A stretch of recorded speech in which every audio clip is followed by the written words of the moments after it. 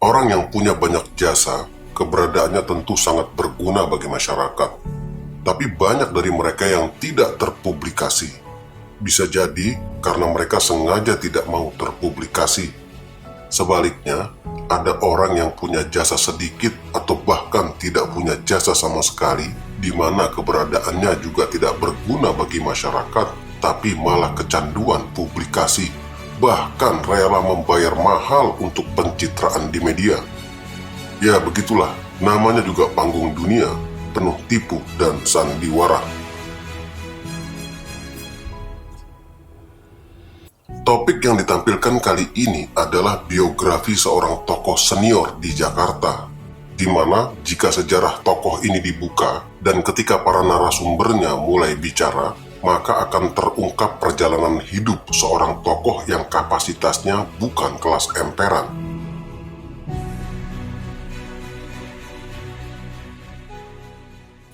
Bicara popularitas, memang namanya tidak dikenal secara nasional.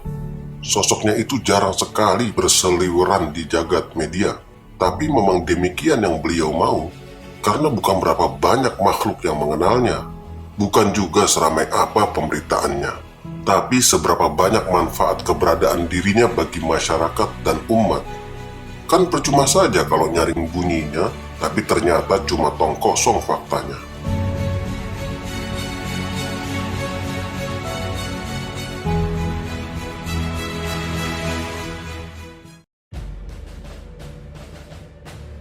Maka nama beliau adalah Al-Habib Muhammad bin Abdul Qadir Al-Haddad.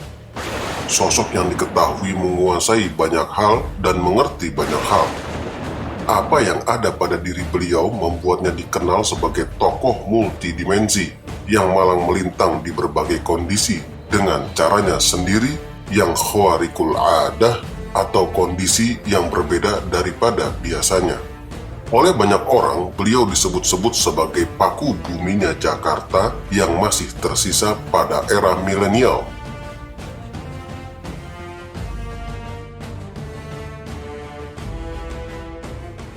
Beliau lahir pada tahun 1946 di Jakarta. Terlahir sebagai putra dari tokohnya para tokoh terkemuka di Batavia, yaitu Sayyidul Walid Al-Arif Billah Al-Habib Abdul Qadir bin Muhammad Al-Haddad. Maka saat genetika berkualitas bicara, pasti ia akan mencetak regenerasi terbaiknya.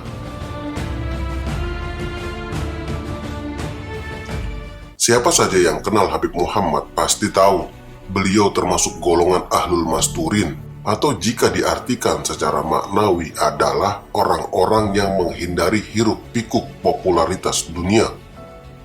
Oleh karenanya, bukan rahasia lagi jika jarang sekali ada murid-murid atau orang dekatnya yang berani menyebarkan kelebihan diri beliau ke publik. Kebanyakan semua tidak banyak bicara. Bahkan diibaratkan kalau sudah perihal Habib Muhammad, tembok pun jadi diam 1000 bahasa. Meskipun beliau anti tenar, biarpun berusaha ditutup-tutupi, tapi tetap saja ketokohannya mencuat. Dan biarpun beliau sudah membatasi diri dari sorotan publik, tapi tamunya dari berbagai lapisan tidak pernah berhenti berdatangan silih berganti. Mulai dari tokoh masyarakat, pimpinan jagoan, pengusaha, hingga pejabat. Mulai dari kalangan manusia hingga yang tidak kasat mata. Karena sejatinya, area dakwah itu tidak dimonopoli hanya untuk kalangan manusia, tapi bagi alam semesta berikut juga yang berada di dalamnya.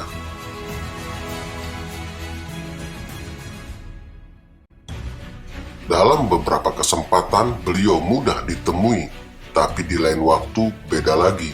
Meski tamunya sudah berkeliling dan menunggu berhari-hari, tapi beliau masih tidak bisa dijumpai. Mungkin karena waktu yang beliau miliki tidak bisa dihabiskan seluruhnya hanya untuk menerima tamu. Jika sedang tidak berminat, beliau tidak ragu menyuruh tamunya kembali pulang. Tidak ada urusan, meskipun dia itu pejabat, pengusaha, ustadz, atau bahkan ulama.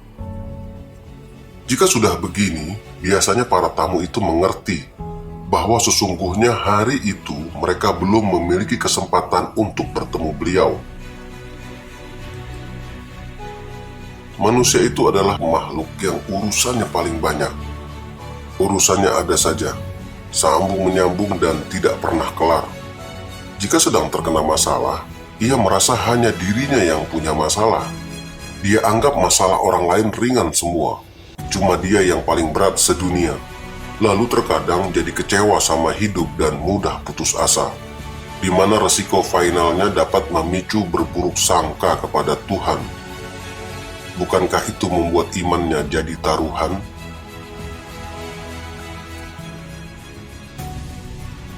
Banyak tamu menemui Habib Muhammad dengan membawa berbagai masalah dan urusan masing-masing, mulai dari urusan sosial, penyakit, hutang piutang, rumah tangga, bisnis, pemilu, permasalahan level nasional, hingga permasalahan terkait ilmu agama, mulai dari ilmu syariat, ilmu ma'rifat, juga ilmu hakikat.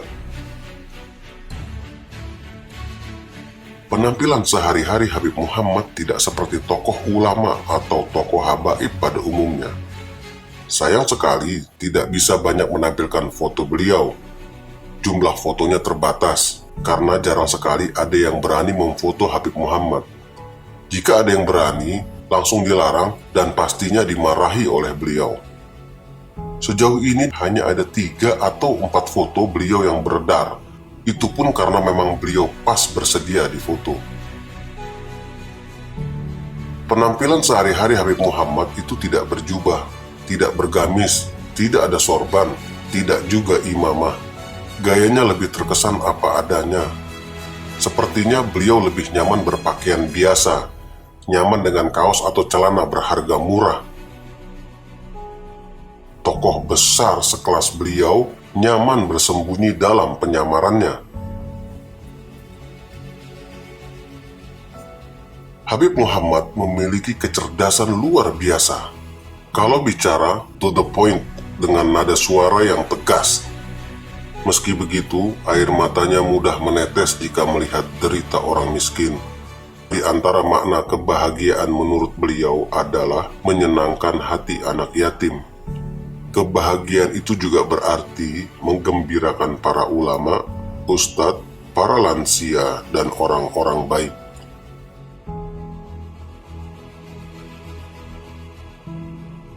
Beliau merupakan tokoh sufi, merujuk kepada ajaran beberapa tokoh sufi berkelas dunia, seperti Al-Imam Ghazali. Ihya Ulumuddin sebagai karya spektakuler dari Al-Imam Ghazali telah dihafalnya di luar kepala.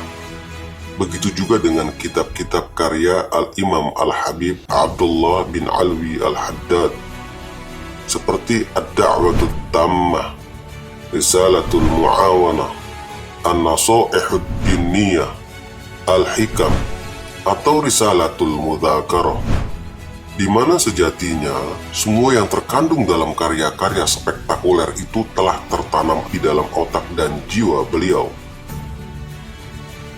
Tidak hanya terkait dengan ilmu tasawuf, ilmu fikih berbagai madhab juga beliau kuasai dengan sangat baik dan rinci. Beliau sering mengupas hukum fikih yang jarang sekali dibahas kalangan ulama karena memiliki fase khilafiyah yang begitu rumit. Begitu pula dengan ilmu tafsir, tauhid, hadis, dan berbagai disiplin ilmu lain yang juga sering beliau bahas dengan penguasaan yang sangat baik. Sejak kecil, Habib Muhammad telah digembleng ilmu agama oleh sejumlah guru di Jakarta. Begitu juga di beberapa pondok pesantren di Jawa Timur, Jawa Tengah, dan Jawa Barat. Sejumlah tokoh habaib dan kiai pernah menjadi gurunya. Di antaranya Al-Allama Al-Habib Abdul Qadir Bilfaqih, termasuk juga Kiai Haji As'ad bin Kiai Haji Syamsul Arifin, yang tidak lain adalah salah satu pendiri NU atau Nahdlatul Ulama. Selain memiliki kecerdasan otak yang luar biasa, menguasai berbagai disiplin ilmu agama, Habib Muhammad juga menggenggam banyak magam atau kedudukan dalam waktu bersamaan. Sebagian kecil saja dari magam yang digenggamnya adalah Allah berikan padanya sejumlah ilmu yang berkaitan dengan hal gaib atau yang jarang sekali diketahui manusia pada umumnya. Antara lain, beliau sering sekali membuka kunci praktek sihir jahat yang mengunci jalan hidup anak manusia, di mana kondisi ini bisa terjadi akibat perbuatan jahat iblis disebabkan perjanjian tertentu antara iblis dengan nenek moyang si anak manusia itu pada masa lalu. Di Indonesia, aksi membuka kunci praktek jahat iblis ini populer juga dengan istilah ru'yah. Bedanya, ini bukan aksi settingan, bukan juga aksi yang sengaja dipamer-pamerkan. Dan bedanya lagi, untuk melunturkan itu, beliau melakukannya dengan caranya sendiri, bahkan caranya terlihat sangat sederhana, dengan mematikan rokok ke dalam asbak misalnya, menyentil sesuatu, berdehem, berpindah posisi duduk, atau bagaimana enaknya beliau saja. Beliau juga menduduki singgasana alam majdzub, tapi jiwanya tetap dalam kondisi stabil. Itu sebabnya Habib Syekhon Al-Bahar akui kesenioran Habib Muhammad. Dalam setiap pertemuan, Habib Syekhon selalu menyebut beliau sebagai jenderal. Lalu jangan cerita soal beradu fisik, tidak mempan bacok, atau anti pelor. Karena sejatinya beliau sendiri seorang jawara yang ilmunya jarang berani dijajaki oleh para jawara berilmu tinggi atau bahkan para dukun sakti, terutama generasi jawara setelah masa kemerdekaan.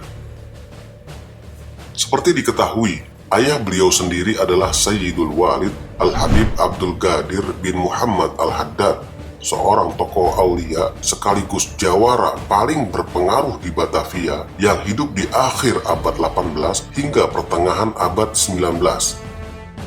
Habib Muhammad merupakan seorang jawara, tapi tidak pernah sok jagoan. Beliau juga tidak suka cari gara-gara, tidak juga petantang petenteng.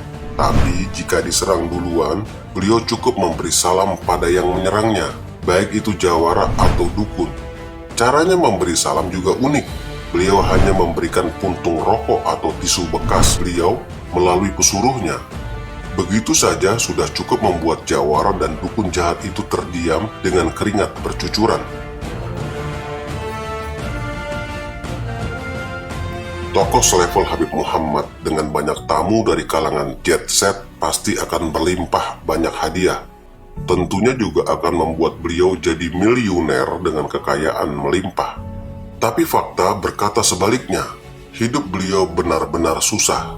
Kopi dan gula di rumahnya saja seringkali ia tidak punya.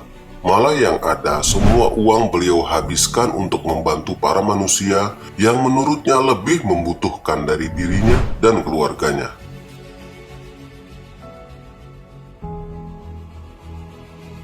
Beliau gemar sekali mengirimkan bantuan kepada masyarakat.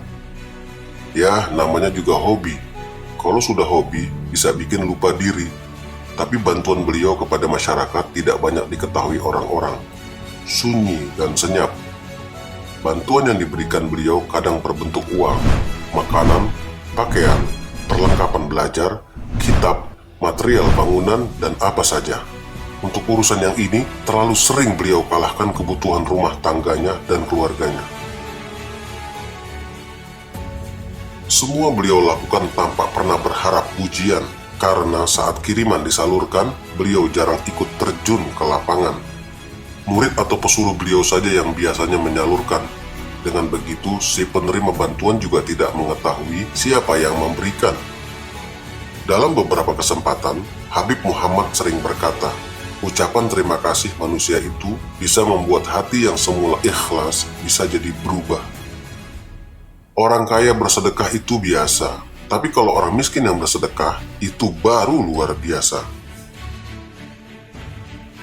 Sangat transparan faktanya bahwa sebenarnya ilmu yang beliau miliki, baik dalam muamalah dan ibadah, bersanad langsung kepada guru sekaligus ayah kandungnya sendiri, yaitu Sayyidul Walid Al-Habib Abdul Qadir Al-Haddad, lalu bersanad kepada ayahnya lagi, yaitu Al-Habib Muhammad Al-Haddad. Begitu seterusnya hingga sanad ilmu itu bersambung ke Al-Imam Al-Allamah Al-Mujaddid Al-Habib Abdullah bin Alwi Al-Haddad Sahibur Ratib, lalu berlanjut hingga ke Rasulullah Shallallahu Alaihi Wasallam. Sejauh ini, orang-orang tertentu yang menyadari bahwa sebenarnya yang beliau lakukan selama ini merupakan upaya pengawasan, penjagaan, juga pengawalan atas umat, mulai dari kesulitan hidup hingga akidah mereka. Tanpa harus menjadi pejabat, beliau turun tangan mengurus banyak hal besar yang berkaitan dengan kepentingan atau kebutuhan umat dan masyarakat. Mau diakui atau tidak, beliau adalah salah satu security terbaik yang pernah dimiliki umat zaman ini. Menjalankan tugasnya tanpa gembar-gembor, tanpa suara, bahkan tanpa seragam. Lalu sembunyikan diri dan menyamar dalam tugasnya selama berpuluh tahun, juga bukan tanpa makna, tapi demi menjaga stabilitas iman umat agar terus terjaga nilai tauhidnya kepada Tuhan, serta tidak offset menilai dirinya. Hal yang dilakukan Habib Muhammad pada umat manusia sangat bermanfaat dan berbobot, tapi dilakukannya tanpa mencolok dan tidak banyak mengundang perhatian.